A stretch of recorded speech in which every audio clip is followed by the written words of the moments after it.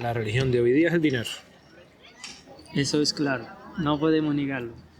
¿Quién tiene dinero? Una entrevista. Los jóvenes y los adultos ya no aguantan que te den una clase 1 hora el profesor explicando. Eso es aburrido. Sí. Entonces el niño tiene que hacer, tiene que trabajar. Pues me alegro. Una pregunta que no está escrita. ¿Puede darnos las preguntas del examen? Eso me parece... Esto lo vamos a poner en el principio del vídeo para atraer a la gente, ¿sabes? Eso me parece que hasta el día del examen y la hora me está dando a mí que no, pues no se puede. Eso es top secret. Esto lo ponemos en el principio del podcast para llamar la atención. Buenas tardes, hermanos, hermanas. Bienvenidos al primer episodio en nuestro podcast. Mucha gente está esperando este podcast, así que sin nada vamos a empezar. Buenas tardes, Daniel. Buenas tardes, Ayub. ¿Cómo estás? Muy bien, muy bien. Encantado, todo bien. Cuéntanos un poco quién eres y cómo empezó tu pasión por la historia. Bueno, mi nombre es Daniel de Jesús González Suárez. Soy profesor de Geografía e Historia en secundaria y bachillerato. También puedo dar Historia del Arte. Y bueno, que yo tenga uso de razón, mi pasión por la historia nació cuando yo tendría unos 8 o 9 años. ¿Y por qué?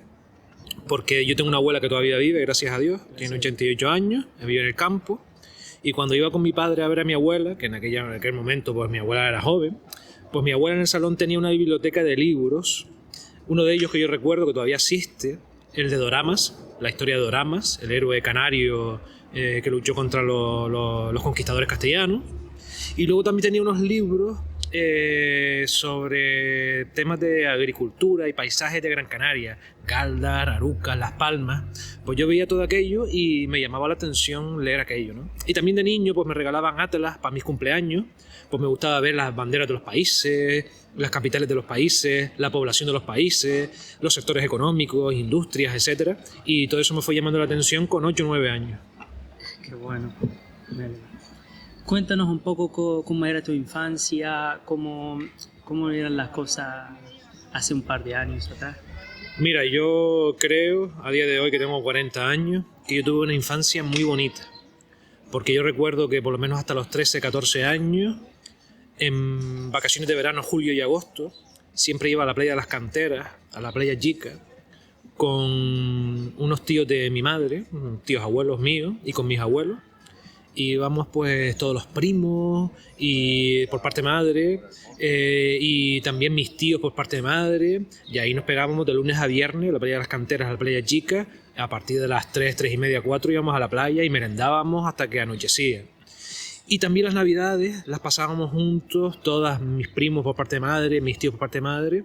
Las navidades pues en casa de mis tíos abuelos, mi tía Carmen que ya falleció y mi tío abuelo Rafael que ya falleció. Y para mí fue una infancia muy bonita. ¿Cuáles son los momentos o algún momento que te sentiste un poco triste, los desafíos que tenías, más o menos? ¿Puedes contarnos un poco, aunque sea un momento de tu vida?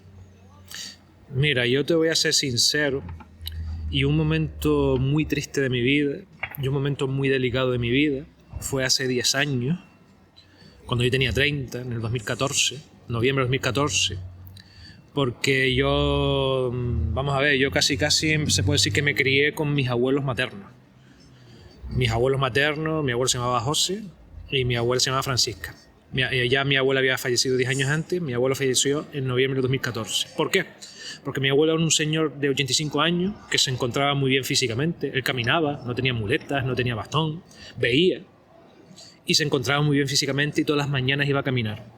Y entonces la mañana del 1 de noviembre de 2014 salía a caminar temprano, 7 menos cuarto, 6 y media, 7 de la mañana, y hacía varios kilómetros, y luego le ayudaba a una organización de toxicómanos a desintoxicarse de la droga. Y esa mañana del 1 de noviembre, que por la noche es Halloween, la fiesta de Halloween, un chico de 18 años pues le pegó, le atacó para robarle las joyas, el dinero, y le causó heridas a la cabeza a mi abuelo y terminó falleciendo 13 días después. Ese fue un momento muy delicado para mí, para mi madre sobre todo, que era la hija de mi abuelo, para mi hermana, y fue un momento muy delicado. Al final se terminó consiguiendo coger al asesino, porque mi abuelo falleció 3 días después de la herida a la cabeza, y el chico pues fue a la cárcel, pero fue yo creo que el momento más delicado de toda mi vida. Yo todas las noches rezaba, le pedía a Dios, por favor, que aparezca el asesino, que aparezca el asesino, que se le haga justicia al asesino. Gracias. Y terminó apareciendo. La verdad sea dicha, terminó apareciendo. Eso, gracias a Dios. ¿Por qué crees que la historia en los colegios parece como una materia aburrida, solo para estudiar y aprobar el trimestre y ya está? Y no disfrutan de la historia, de la cultura, de su origen y todo. Mira, si la historia tú la das, si el profesor o la profesora solamente la da de forma oral, evidentemente va a ser aburrida. ¿Cómo al niño le gusta hacer la historia? Pues el niño elaborando, el niño investigando, el niño haciendo el trabajo a su medida, a su gusto. Y evidentemente tienen que ser temas que sean cercanos al alumno y a la alumna, que sean de su entorno, que si puede ser de su barrio, de su pueblo, de su ciudad, mejor, ¿vale? Para que le llames más la atención. Pero evidentemente ya los jóvenes y los adultos ya no aguantan que te den una clase 1 hora el profesor explicando. Eso es aburrido. Sí. Entonces el niño tiene que tiene que trabajar, ¿vale? Para que sea más divertido y sobre todo dejándolo que él investigue, que ellos busquen, que ellos elaboren a su gusto, a su forma. Es como ellos se divierten, ¿no? Sí, la verdad que la gente ahora como no aguanta cuando el profesor explica en la clase, solo está buscando maneras de salirse con el móvil, con todo lo que... Estamos enganchados. Otra era, nueva era, la verdad. ¿Sabes lo que pasa, Ayub? Que hoy día tenemos muchos estímulos. Facebook, Instagram, WhatsApp, YouTube. Tenemos tantos estímulos externos que no aguantamos 1 hora de que un profesor nos dé una explicación, ¿vale? Y también cada vez estamos perdiendo la concentración, está muy bajando. Ahora hay un estudio que dice que lo máximo que la persona se puede concentrar es entre 10 hasta 20 minutos. Después ya se distraiga con todo lo que tiene. Cierto.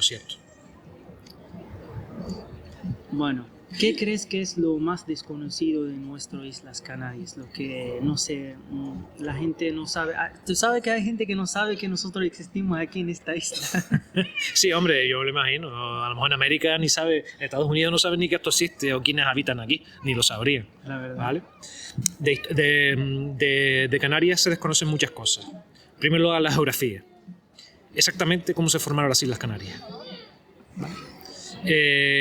¿Cómo se formaron? Porque lo que existe son teorías, pero exactamente cómo se formaron.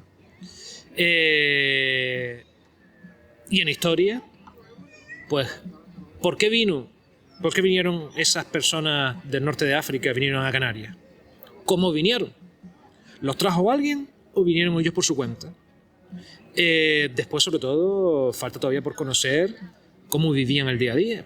Cuáles eran sus principales preocupaciones, ¿no? El tiempo, la lluvia, etc. Cómo se organizaban, cómo era ese tipo de sociedad. ¿Era un tipo de sociedad estructurada? ¿Era un tipo de sociedad conflictiva? Falta mucho por investigar en esa zona, en ese campo de la prehistoria de Canarias, que yo estoy seguro que a medida que pasa el tiempo, la tecnología se descubrirá más, sobre todo en Galdar. A medida que se vaya, las fincas se vayan quitando tierra, descubriremos más cosas. Falta todavía mucho por descubrir de la conquista de Canarias, de los primeros momentos de esa sociedad, cómo vivían esos trabajadores, esos campesinos en esas fincas de esos señores. También falta mucho por descubrir, pues, todo lo que llevaba aparejado el cultivo del azúcar y la explotación del azúcar. Esa gente, ¿cómo trabajaba? ¿Eran explotados? ¿De qué forma? Hombres y mujeres. Falta mucho por descubrir incluso de hoy día, del pasado reciente, la Guerra Civil Española. ¿Qué nos vamos a encontrar en la cima de Ginamar? ¿Hay más pozos en Gran Canaria donde se arrojó gente?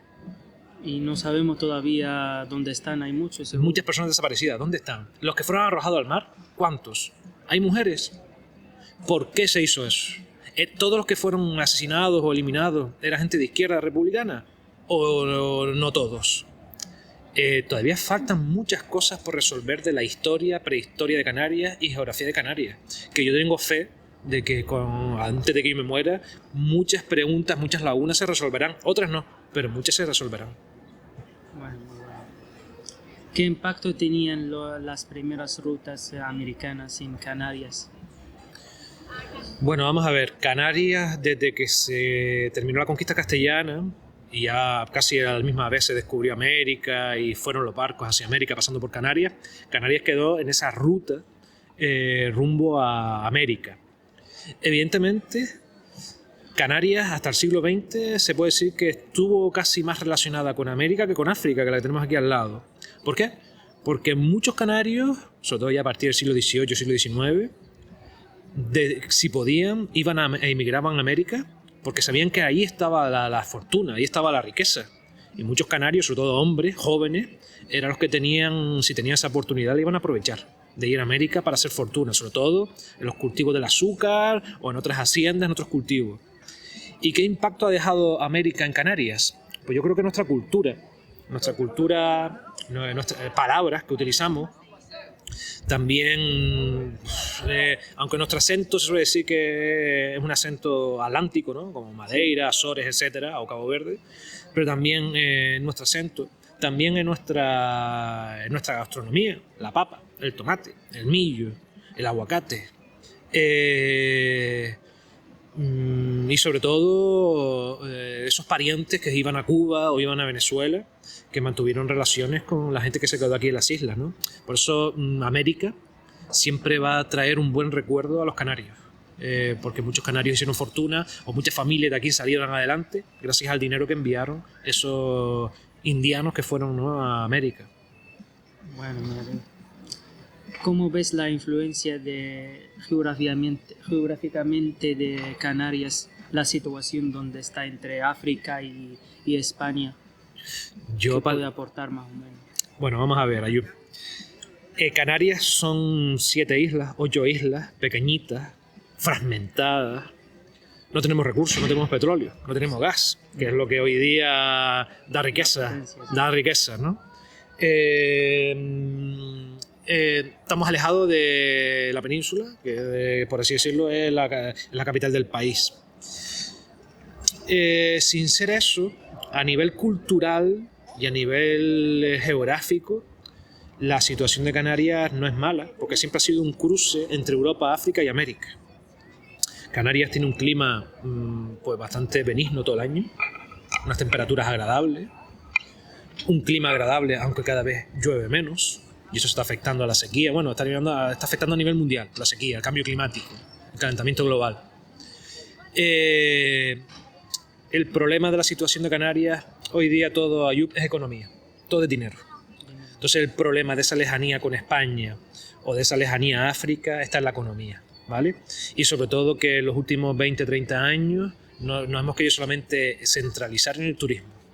Yo me acuerdo de una cosa que dijiste en clase hace el año pasado, puede ser, no me acuerdo exactamente cuándo, pero me dijiste que la religión de hoy es el dinero. Sí, la religión de hoy a nivel mundial es el dinero. El capitalismo es así, ya sea para Estados Unidos, ya sea para Europa, ya sea para China, ya sea para Arabia Saudí, ya sea para Qatar. La religión de hoy día es el dinero. Eso es claro, no podemos negarlo. ¿Quién tiene dinero? Una entrevista. Maui, buenas tardes, ¿qué tal?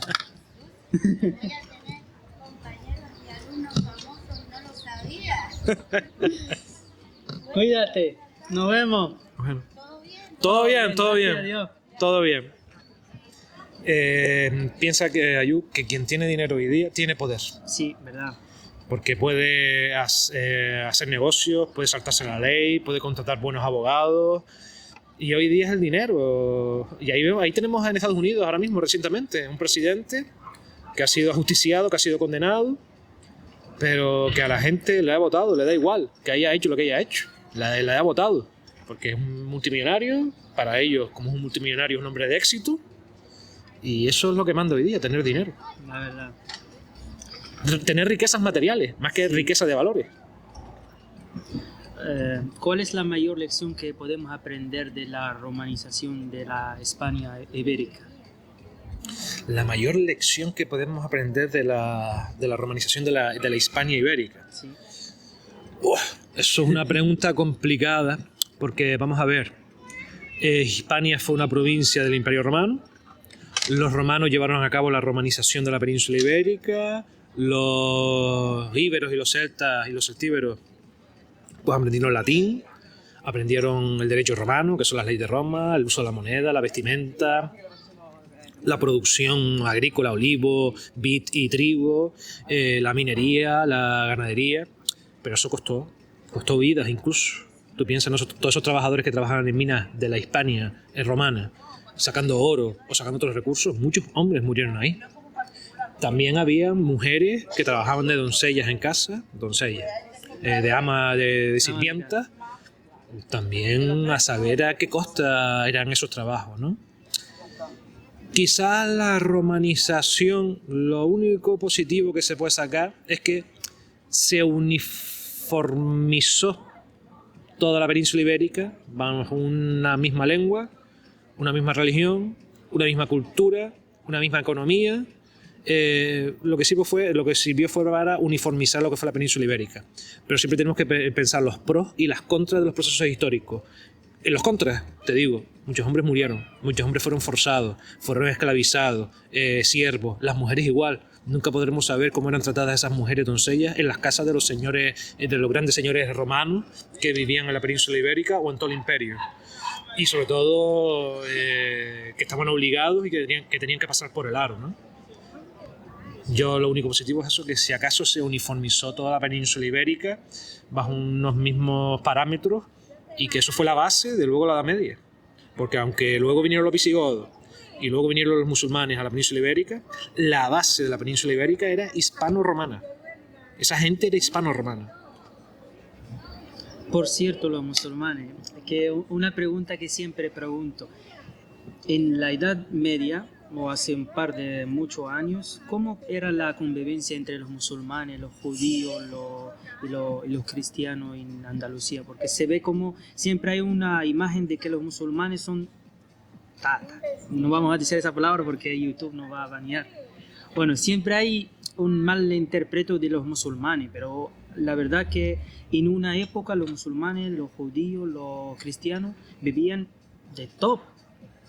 Mira, tú piensas una cosa, los musulmanes estuvieron cerca de 8 siglos en la península ibérica, ¿vale? Desde el siglo VIII después de Cristo, sí, hasta el siglo XV, finales del siglo XV, con la toma de Granada por los Reyes Católicos. Estuvieron cerca de 8 siglos, ¿vale? Durante esos 8 siglos hubo momentos de paz y hubo momentos de prosperidad. También hubo momentos que no fueron así, tanto por parte musulmana como por parte cristiana, ¿vale? Por parte musulmana, bajo la etapa almohade y almorávide, pues fue complicado la convivencia. También piensan que una vez que se toma Granada, no se respetó todos los acuerdos que se tomaron con los musulmanes en Granada, ¿vale? Pero piensa, por ejemplo, el reinado de Alfonso X el Sabio, donde las tres culturas, cristianismo, judaísmo e islam, convivieron y prosperaron en la capital en lo que fue Toledo, ¿no? Bajo Alfonso X el Sabio, ¿vale? Y piensa que ahí estaba una de las principales escuelas de traductores de Europa Occidental, donde se transcribieron libros del árabe, del hebreo, del latín, del griego. Ahí había una escuela de traductores. Piensa también que en la Edad Media también había médicos judíos y médicos árabes en la península ibérica, en la Edad Media, ¿vale? Incluso con los reyes católicos, que hoy día está mucho el debate ese de la expulsión de los judíos por los reyes católicos. Al comienzo de los reyes católicos también había judíos que eran mercaderes, que eran médicos, que eran es decir, que eran personas bastante inteligentes, al igual que los musulmanes, ¿vale? Hubo sus momentos de convivencia, quizás más, pero hubo momentos turbios tanto por parte cristiana como por parte musulmana. De todas formas, la influencia cultural de judíos y musulmanes es innegable. Por ejemplo, en lengua castellana, ¿cuántas palabras derivan del árabe? Hay un montón. Muchas. Del diccionario español, del diccionario castellano, muchas derivan del árabe. Es decir, esa influencia. También la influencia en los españoles, pues a la hora de trabajar la madera, el cuero, incluso en las obras de arte de la edad moderna, muchas se basan en lo que sabían hacer los musulmanes, pues con los azulejos, con el barro, con las influencias del mundo árabe de Al-Ándalus en la cultura española son demasiadas. Y sí, hoy en día todavía deja su marca. También, hoy día todavía siguen existiendo. ¿Por qué cuando nos referimos a los musulmanes siempre hablamos de invasión? En lugar de que los romanos, cuando hablamos de la conquista de Roma, decimos conquista, no invasión. Yo creo al revés, porque los musulmanes estuvieron en la península ibérica antes, ¿no? ¿Los musulmanes en la península ibérica antes de quién? ¿De Roma? Sí. Roma fue primero antes que los musulmanes. Pero había un par de musulmanes que todavía no se han extendido. Hay un poco de gente. Ten en cuenta que el Islam surge en el siglo VI, si no me equivoco, ¿no? Sí, 6. Vale, 6. La toma de Roma, de la península ibérica, fue antes, porque ya empezó ya desde el siglo I y II antes de Cristo. Invasión. Yo creo que eso hoy día, la invasión musulmana... Es un poco... A ver, es que también ten en cuenta de que hubo un proceso más que de reconquista, fue un proceso casi político, lo que se hoy dice. La reconquista tiene que ver más con la política que con la propia reconquista. Porque Don Pelayo, cuando en teoría se inicia la reconquista, yo estoy seguro que él no pretendía reconquistar la península ibérica, ¿vale? Entonces, es más bien un concepto político, la reconquista, ¿vale? Y de invasión, pero ¿de invasión te refieres hoy día? Sí, más. Hombre, eso depende a quién le pregunte. Yo, por ejemplo, yo no tengo en mi mente de que nos están invadiendo. Porque mucha gente dice que han venido para quitarnos nuestra tierra. Bueno, eso depende a quién le pregunte. Habrá gente que sí lo piense o se pueda sentir amenazado, ¿vale? Depende a quién le pregunte. También te digo, a lo mejor esa persona te responderá con motivaciones políticas, porque sigue determinados partidos políticos, sigue determinadas opciones políticas. Pero yo no me siento amenazado, ni siento que me vayan a invadir, ni siento que me vayan a quitar nada. Yo no, para nada tengo esa sensación, ¿vale? Yo creo que son motivaciones políticas o que se dejan llevar por determinados partidos que tienen ese discurso porque les va bien, porque ese discurso les va bien, porque ese discurso les da votos, ¿vale? Entonces tienes que pensar en eso, que a lo mejor hay gente que sigue eso, pero hay que tener mucho cuidado, porque hoy día existe el delito de la exaltación del odio. Hay que tener cuidado si un político, un partido político está haciendo exaltación del odio, ¿vale? Yo considero que la mayoría de las personas que vienen a España, ya sean musulmanes, ya sean rumanos, ya sean sudamericanos, ya sean europeos, lo que quieren es venir aquí a España a ganarse la vida honradamente y mejorar sus condiciones de vida, honradamente. Si tenemos que coger algo de lo que han dejado los musulmanes en la península ibérica más o menos, ¿cuál es el que más se impacta, que se ve hoy en día? Pues mira, yo considero que los musulmanes en la Edad Media de la península ibérica fueron muy avanzados en medicina, cosa que no lo eran los cristianos, muy avanzados en medicina. También los musulmanes en la Edad Media, sobre todo el Al-Ándalus, tenían grandes relaciones comerciales con África e incluso con Asia.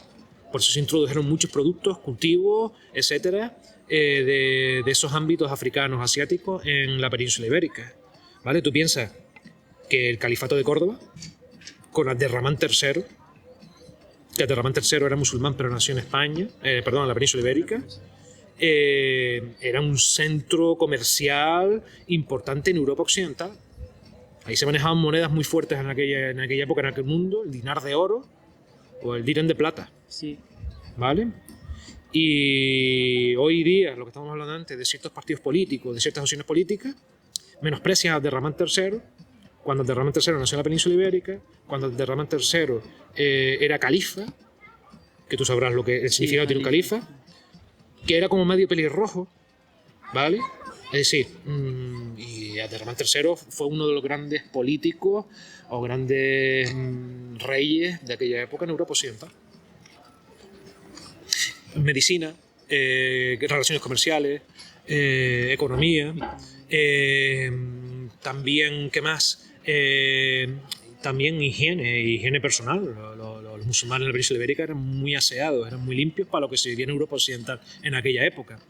Y también, pues, gracias a los musulmanes se rescataron muchos textos de la antigüedad europea, griega, latina, etc. Sí, hubo muchos avances. ¿Qué papel juega la transición democrática en España? Vamos a hablar de política un poco. Mira, La verdad que no me gusta hablar mucho, pero vamos a... me hace una pregunta complicada, ¿no? Porque siempre se vendió que la transición española democrática tras la muerte de Franco fue modélica y que fue ejemplo para otras transiciones en el mundo, sobre todo en Sudamérica. Hoy día existe una corriente que critica eso, que critica que básicamente la transición lo que hizo fue enterrar lo que se hizo en el franquismo, los crímenes del franquismo, y lo que se hizo fue pues mirar para otro lado y seguir hacia adelante.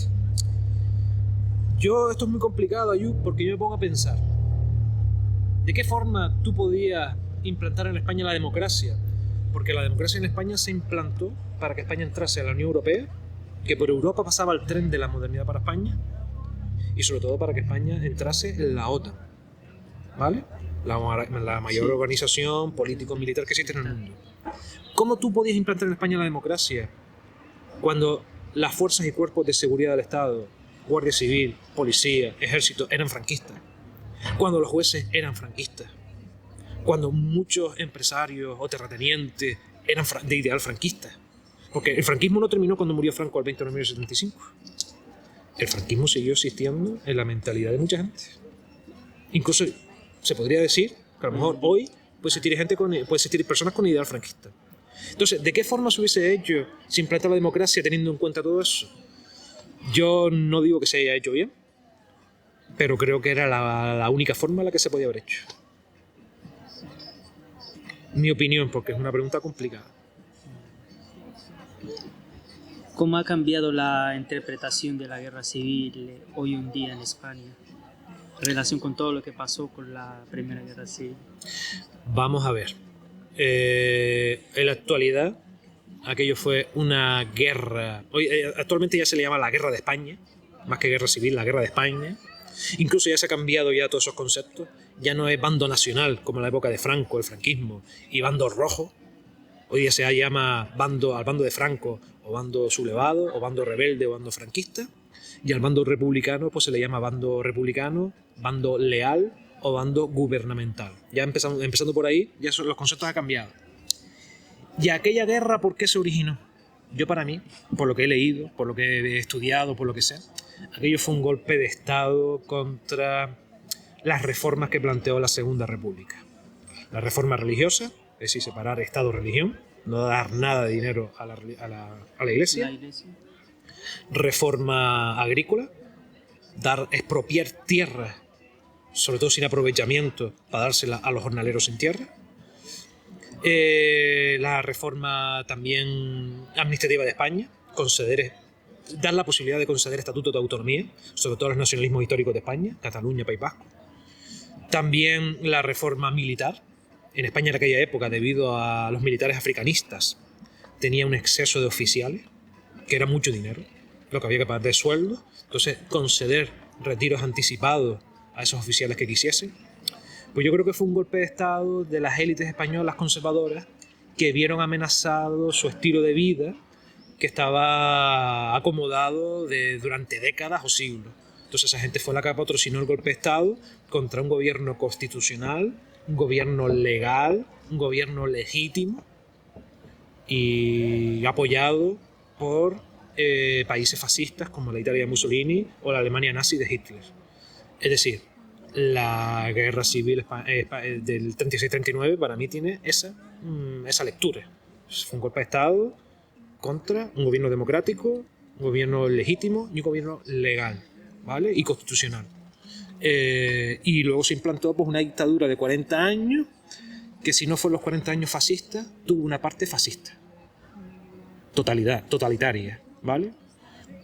Es decir, fueron las clases conservadoras que no querían perder su estatus, su nivel de vida y sus privilegios. Fue una etapa muy dura, la verdad. Cuando veo mucha gente murieron sin nada, así. Tú piensas que en aquella época incluso la Iglesia Católica Española legitimó la Guerra Civil Española porque decía que era una cruzada contra los comunistas, contra los ateos. Por eso a la Guerra Civil Española participaron muchos marroquíes, Hoy día no sabemos cuántos marroquíes participaron en la Guerra Civil Española, evidentemente en el bando de Franco. Franco lo sacó de Marruecos. La horquilla va de 60.000 marroquíes a 80.000, 100.000, no sabemos la cifra exacta. Pero muchos marroquíes participaron.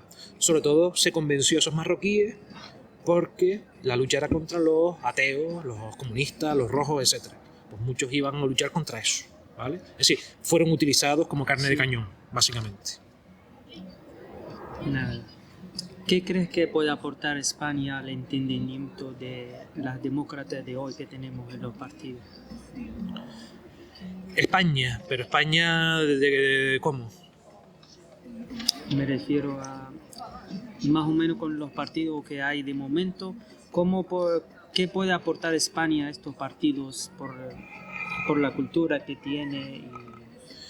Mira, yo pienso que España tiene muchas lecciones en su pasado, en su historia, de lo que ha ocurrido, sobre todo para llevar a cabo un entendimiento, para llevar a cabo un debate serio del siglo XXI, de derechos, ¿vale? De derechos humanos. España hoy día es un país que puede llevar a cabo eso. ¿Qué es lo que pasa? Hoy día en la política en España, fíjate que lleva desde hace unos años hasta ahora, cada vez se está revolviendo más. ¿Por qué? Porque es que hay políticos y hay partidos políticos que están sacando beneficio de todas esas aguas revueltas. Entonces el problema está en la política. Es decir, yo no sé si tú conoces el refrán español que dice: a río revuelto, ganancia de pescadores. Pues hay políticos que quieren sacar beneficio de ese río revuelto, ¿vale? Y sobre todo, hoy día ya los españoles están en una posición en la que pueden decir claramente los beneficios del intercambio cultural a lo largo de su historia. ¿Que se hicieron cosas malas? Por supuesto, se hicieron cosas malas, pero también se hicieron muchas cosas buenas. Y también, yo también me pregunto por qué España, como Estado, como marca, ¿no? La marca España, ¿por qué no se sienta, por ejemplo, a discutir con esos países de Sudamérica que dice que los españoles hicieron en Sudamérica un genocidio con los indios, que mataron a no sé cuántos millones de indios, etc.? Genocidio no hubo en América. ¿Se cometieron abusos? Sí. ¿Murió gente? Sí. Pero genocidio como tal, de matar a una etnia, de matar a un grupo cultural, etc., no hubo en América, ¿vale? En primer lugar, ¿por qué? Porque Castilla lo que quería de América era explotar aquellos territorios y sacar algún beneficio, ¿no? Agrícola, comercial, etc. Con lo cual no le interesaba exterminar a los indios. Además, hoy día existen indios en América. Si España los exterminó, ¿cómo es posible que hoy existan indios? Incluso en algunos sitios hay más indios que los que hubo cuando llegó Colón a América. Piensa que los españoles se casaron con las indias. Que los españoles o las españolas se casaron con los mestizos, con los mulatos. Eso existe en la América española, ¿vale? En cambio, en Norteamérica no existió eso, ¿vale? ¿Cuántos indios quedan vivos hoy día descendientes de los indios que estaban en Norteamérica? Un porcentaje muy bajo, muy bajito. ¿Y dónde viven? En reservas, ¿vale?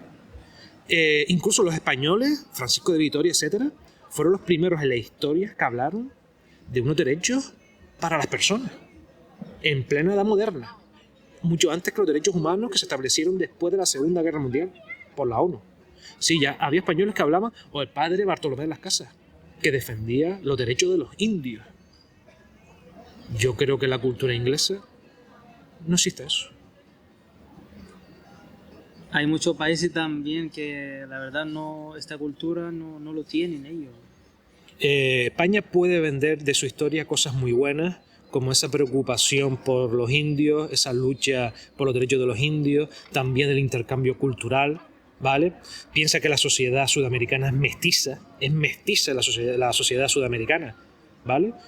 Con lo cual hubo un intercambio cultural, hubo un intercambio genético, ¿vale? Los españoles a donde iban se mezclaban. Y yo creo que España puede vender mucho, y sobre todo de su historia reciente, con el franquismo y la transición, puede vender mucho. Pero yo pienso que en España hoy día existen complejos que yo considero que ya en el siglo XXI, año 2025, yo pienso que ya los políticos, los historiadores, los pensadores, etcétera, tienen que quitarse ya de encima, que yo pienso que eso está lastrando mucho más lo que sería el debate y poner las cosas en su sitio. ¿verdad? Como historiador, me encanta el tema de organizar el tiempo. ¿Cómo organizas tu tiempo diariamente? Mira, yo te voy a reconocer que es complicado. Sí, Y que yo a veces, bueno, y que yo a veces me veo desbordado, sobre todo en la época de exámenes. Porque date cuenta, los profesores en secundaria estamos una media de 5 horas en el instituto por la mañana al día, ¿vale? Donde tenemos nuestras horas de clase, tenemos que atender a los padres si vienen a visitarnos, tenemos nuestras guardias, etc. Pero luego por las tardes tenemos que sacar tiempo para corregir, preparar clases, preparar exámenes, desarrollar situaciones de aprendizaje, tareas. En la época de exámenes tienes que corregir exámenes. Encima tienes que poner las notas antes de un tiempo límite para que aparezcan publicados los boletines. Después, una vez al mes por las tardes, nos tenemos que reunir 2 horas con los padres que vienen a preguntarnos sobre sus hijos e hijas. En la época de las notas tenemos equipos educativos por las tardes varios días, varias horas para poner las notas. Aparte de eso, vida personal. Yo tengo que poner la lavadora, tender la ropa, planchar, limpiar mi casa, hacer la comida. Es muy complicado hacerlo, pero... Y otra cosa muy importante que un profesor tiene que tener muy en cuenta, la salud. Salud mental. Salud mental y salud física. Es decir, no hay que dejar de ir a hacer deporte o a ir al gimnasio, porque nuestro trabajo es mucho tiempo sedentario, sentado, y eso afecta a la circulación y sobre todo, como tú dices, la salud mental. Estar en un ambiente de paz, en un ambiente de cariño, en un ambiente de amor, etc.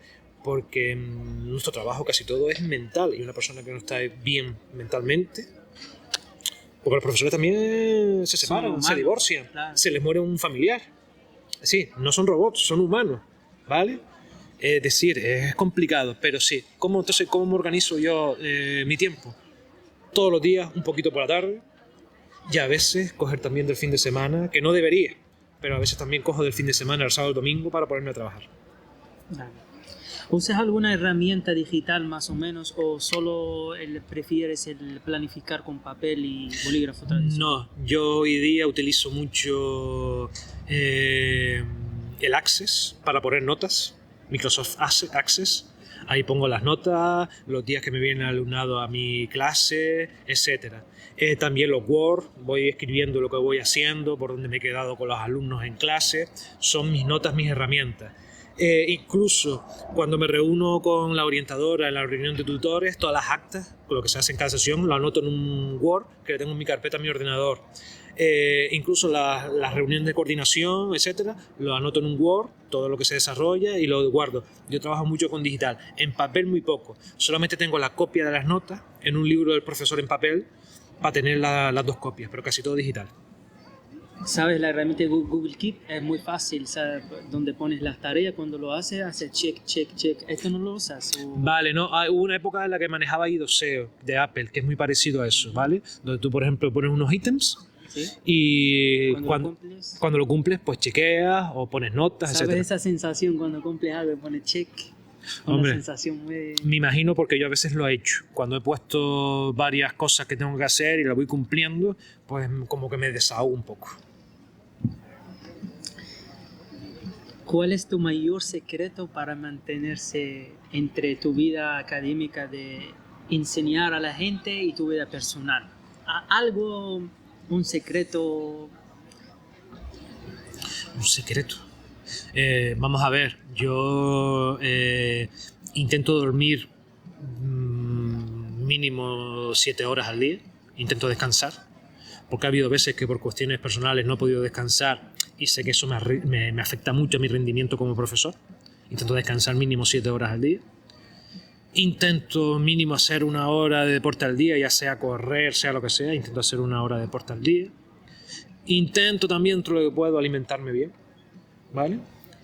Intento también, pues, tener las clases preparadas. Es decir, más o menos, por la clase que tengo que dar mañana a tal hora, quiero más o menos que me salga así. Que luego a lo mejor puede salir o no puede salir, pero llevar un planning de la clase. Es decir, quizás a lo mejor el secreto podría ser sentirme como, teniendo todos esos parámetros, sentirme como una zona de confort. ¿vale? Que siempre puede aparecer algún imprevisto en una clase, pero intentar tener todo atado para que más o menos tener las cosas controladitas. Incluso manejar yo mis propios apuntes, manejar yo mis propios recursos, con lo cual sé por dónde tiene que moverse el alumnado. Pero ese es quizá, no sé si es mi secreto, pero es lo que intento llevar al día a día. Vale. Un debate que ya tenemos hoy en día es las redes sociales. Eso está clarísimo. Queremos saber cómo tú andas con las redes sociales, si puedes enseñarnos cuánto gastas diariamente en las redes sociales, por ejemplo. Bueno, yo solamente tengo 3 redes sociales: Facebook, Instagram y WhatsApp. No tengo nada más, ¿vale? Yo uso todo Facebook para tener amigos, compañeros, amistades cercanas a mí y tener más o menos ser como están. Instagram, tengo muchas páginas de historia, de museos, etcétera, también compañeros, amigos, etcétera, a los que sigo. ¿Cuánto puedo dedicar yo al día? Date cuenta tú que, por ejemplo, yo esas cosas las suelo mirar pues muchas veces antes de dormirme, o cuando estoy en el baño, o cuando tengo un tiempo muerto que no tengo nada que hacer, pues me pongo a mirarlo. A lo mejor suelo gastar al día, a lo mejor pues hora y media, probablemente. En todas, en las 3. Entre las tres.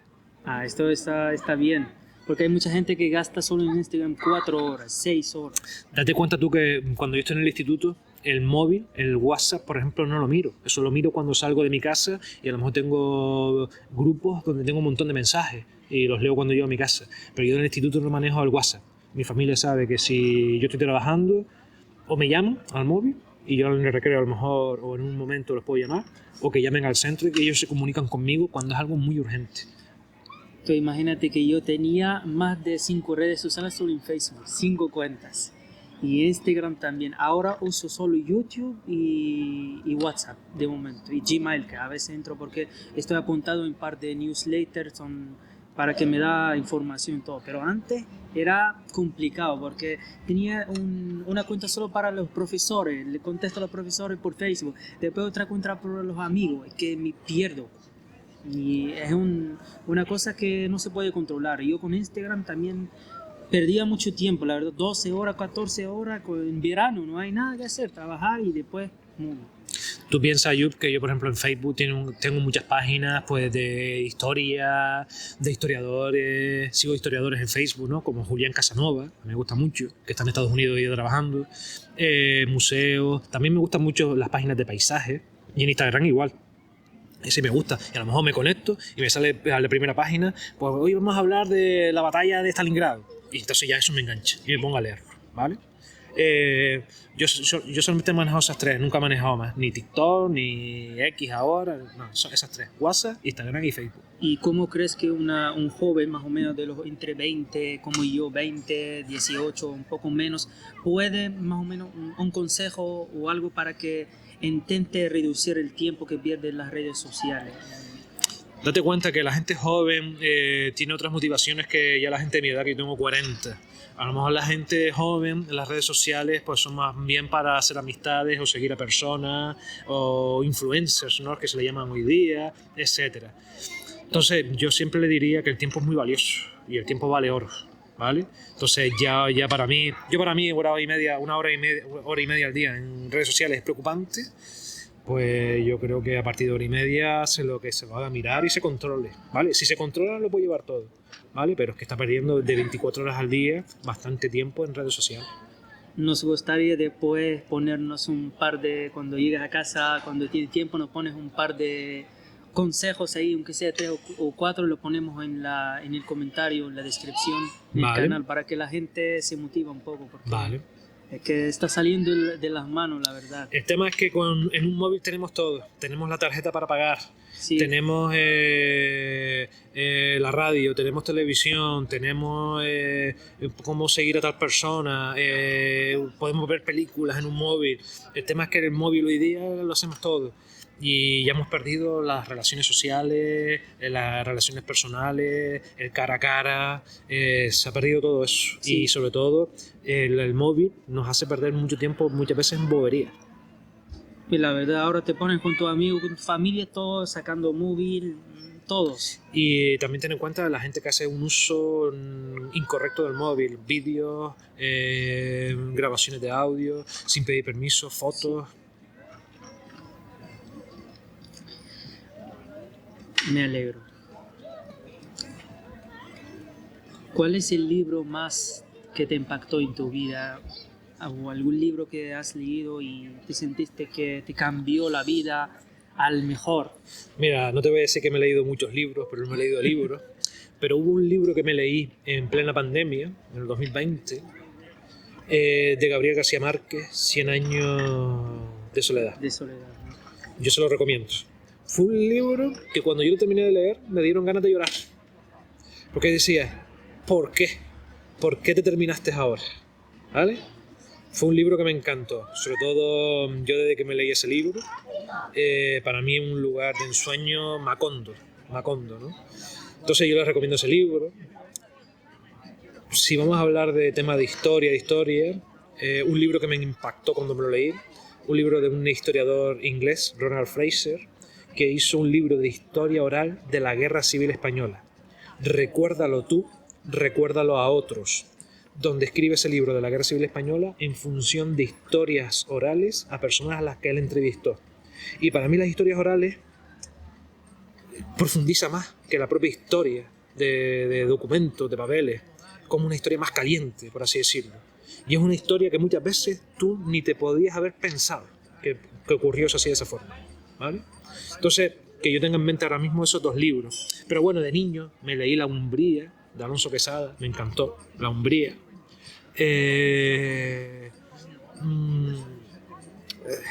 No sé, me han gustado muchos libros. Vale.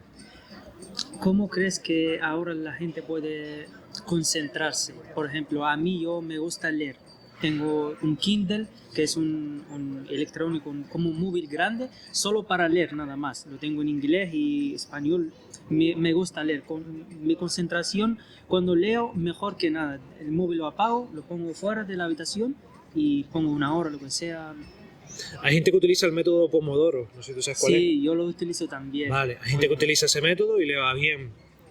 Yo, por ejemplo, soy muy bruto. Yo, por ejemplo, cuando me pongo en algo, me puedo pegar hora y media, 2 horas sentado hasta que lo resuelva o lo saque adelante, ¿vale? Yo, sobre todo, de mi época de estudiante de bachillerato y universidad, yo estudiaba mucho por las noches. ¿Por qué por las noches? Porque está todo en silencio, con lo cual mi concentración aumentaba, no hay ruidos, no hay escándalos. Y luego como que me acostaba a dormir y por la mañana tenía eso fresco en el cerebro. Sí. Entonces yo sí es cierto que cuando yo estoy trabajando, por ejemplo, cuando yo corrijo los exámenes, los tengo que corregir en mi casa porque yo necesito concentración, ¿vale? Y tranquilidad. Y yo sobre todo le digo a la gente que busque espacios donde se sientan pues tranquilos, seguros, en paz, en silencio, que les ayude a concentrarse. Y hombre, media hora, te levantas 10 minutos, 15 minutos, vuelves otra media horita, pues puede ser un buen método, porque también lo que yo hago de hora y media, 2 horas sentado ahí, tampoco eso es beneficioso, ¿no? Por la propia circulación. Yo uso el Pomodoro, pongo 45 minutos, después, por ejemplo, me paso a estudiar historia, le paso todo escribiendo las cosas, después quedo 5 minutos, 10 minutos, descanso y vuelvo otra vez. Pero el móvil siempre lo tiro fuera, porque con el móvil ya... Al parecer no lo digo yo, lo dicen los pedagogos. Sí. Cuando la persona elabora algo, una redacción, un esquema, etc., como que eso ayuda a que esos aprendizajes se queden más en la cabeza, ¿vale? Es decir, cuando el alumno elabora algo. Hasta el lunes. Pues eso es verdad, me alegro. ¿Cuál es el próximo persona que quieres que nos traigamos al podcast en el próximo episodio? Si Dios quiere. Claro. Vamos a ver, yo de las personas que conozco, sobre todo en el SEPA, que es el ámbito donde yo me muevo contigo, yo considero que Alfredo es una persona pues muy interesante para entrevistar. Otra persona interesante es Juan Jesús, el director. Otra persona muy interesante a la cual entrevistar. Adina, también, que es profesora de lengua. Así, imagínate los libros que se ha leído, los libros que te puede recomendar, autores que te puede recomendar, ¿vale? Hombres, mujeres. Yo pienso que también considero que todas las personas tienen una parte muy especial de la que podemos sacar aprendizaje. Sí. Es decir, Cualquier persona te puede sorprender. A mí me gusta la parte personal, pero como estoy un poco tímido, no me gusta meterme, siempre yo tengo una línea roja entre todos los profesores, entonces no me gusta meterme directamente en la, sino poco a poco conocerse después, porque hay mucha gente que no quiere compartir la vida personal, sino yo lo veo de la parte de solo quiero aprender, me enseña lo que tú quieres y ya está, no me enseña todo. Me parece bien. Oye, cada uno tiene sus propias normas, reglas. Vale. Bueno, quiero que mires a la cámara y mandas un mensaje a los jóvenes de hoy con todo lo que tiene que ver con estudiar, concentrarse, dónde va el mundo, hace más o menos de 5 años, 10 años, como la gente intenta estudiar bien y un mensaje que tú... Mira, yo sé que a lo mejor cuando eres niño joven estudiar no te gusta porque hay cosas más divertidas, ¿vale?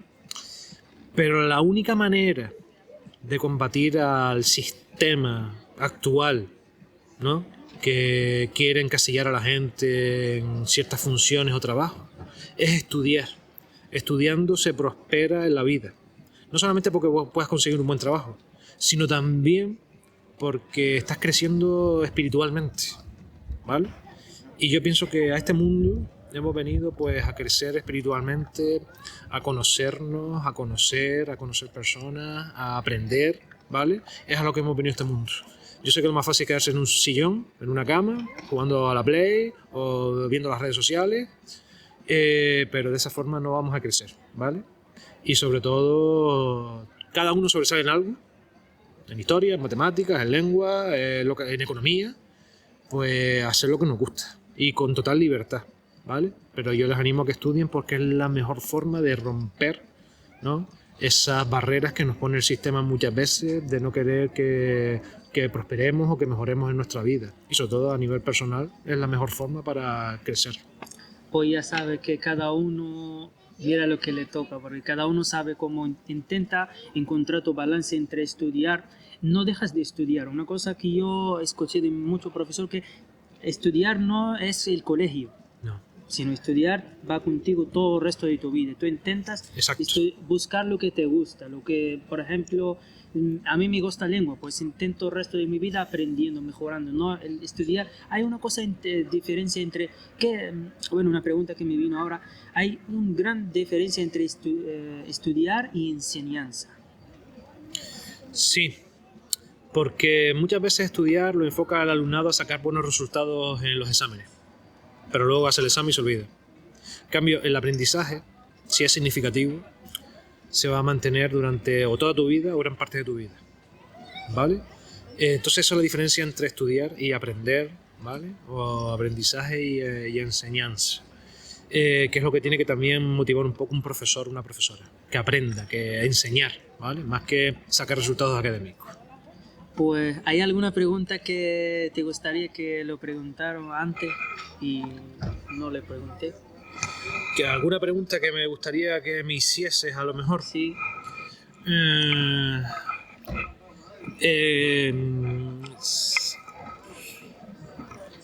Pues mira, como estuviste hablando antes de lo de la invasión, lo de qué aprendizajes puede enseñar España, ¿no?, de su historia, de sus valores, etc.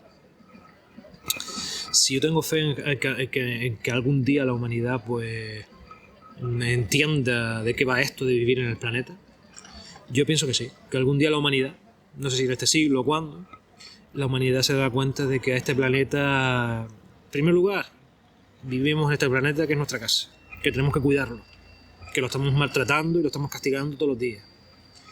Y en segundo lugar, que el ser humano pues ha venido aquí a vivir el tiempo que le toque vivir y que no tiene por qué enemistarse con nadie ni nada. Que evidentemente hay seres humanos buenos y seres humanos malos, eso lo ha habido toda la vida, ¿vale? Por eso el ser humano ha inventado sus leyes, sus normas y sus medios para luchar con eso. Pero yo espero que algún día todos estos conflictos que se ven en el mundo y todos estos problemas entre países y entre personas, etcétera, espero que algún día acaben. Ojalá yo lo llegue a ver antes de morirme, ojalá, pero si no, estoy seguro que algún día terminará todo eso. Bueno, podías compartir con nosotros un quote. Nosotros más o menos al final de cada episodio tenemos un quote, lo que se dice en español una cita, como una frase que tú lo implementes en tu vida, que te cambió. Por ejemplo, en mi caso hay una frase en inglés que dice not all leaders are readers, no, but all readers are leaders. No todo lo que leen son líderes, sino lo que han hecho líder, han leído muchos libros. Por ejemplo, una frase o una cita se dice. Mira, voy a decir una frase que aplico mucho en el SEPA. Vale. Que iba aplicando desde hace muchos años, muchos cursos en el SEPA. Haz el bien y no miras a quién, ¿vale? A veces tenemos que ayudar a otras personas que lo están pasando mal, o lo están pasando muy mal, o verdaderamente mal, ¿vale? Y yo pienso que los profesores y los maestros, por suerte que tienes en el SEPA, yo pienso que tienen una calidad humana tremenda. Tienen un valor humano tremendo casi todo el personal que trabaja en el SEPA de Santa Lucía de Tirajana. Pues me alegro. Una pregunta que no está escrita. ¿Puedes darnos las preguntas del examen? Eso esto lo vamos a poner en el principio del vídeo para atraer a la gente, ¿sabes?